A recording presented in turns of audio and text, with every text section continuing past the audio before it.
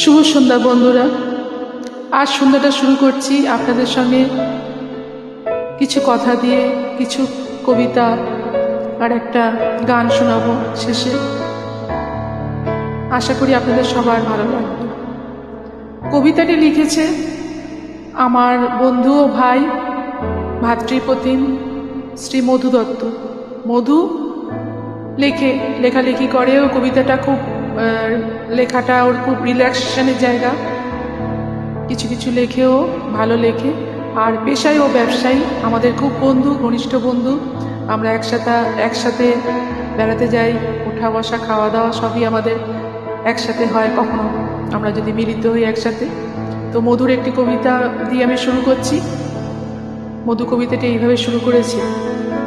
আমি একবার নারী হতে চেয়েছিলাম, কেউ বলল রূপ বাড়াও, কেউ বলল চোখ নামাও, কেউ বলল মানিয়ে নাও, কেউ বলল কালো কেন তুমি, ফর্সা আবার ক্রিম মাখো।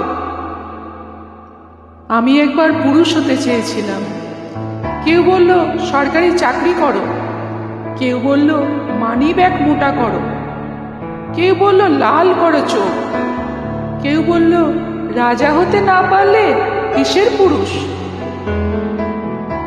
আমি একবার মানুষ হতে চেয়েছিলাম, সবাই হাঁ করে তাকিয়েছিল আমার দিকে আর বলল তুই কি মানুষ না। আমি কিভাবে বোঝাবো তাদের এই জীবনে আমি একজনও মানুষ দেখলাম। এই একটি লাইনের মধ্যে মধু কত কি বোঝাতে চাইল, তাই না? মানুষের আকারে অনেকজনই তো থাকে।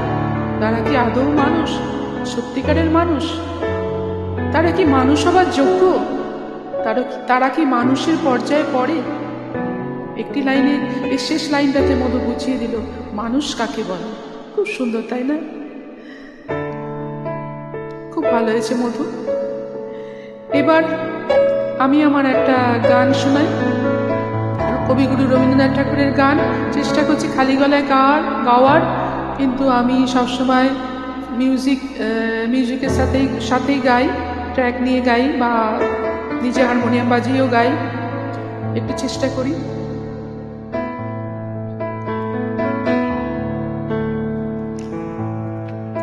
তোমার দ্বারে কেন আসি, ভুলে যে যাই কতই কি চাই। দিনের শেষে ঘরে এসে লজ্জা যে পাই, তোমার দ্বারে কেন আসি, ভুলে যে যাই। সেসব চাওয়া সুখে দুঃখে ভেসে বেড়াই কেবল মুখে, গভীর বুকে যে চাওয়াটি গোপন, তাহার কথা যে নাই। তোমার দ্বারে কেন আসি, ভুলে যে যাই। বাসনা সব বাঁধন যেন পুরীর গায়ে হেঁটে যাবে, ঝরে যাবে দুঃখের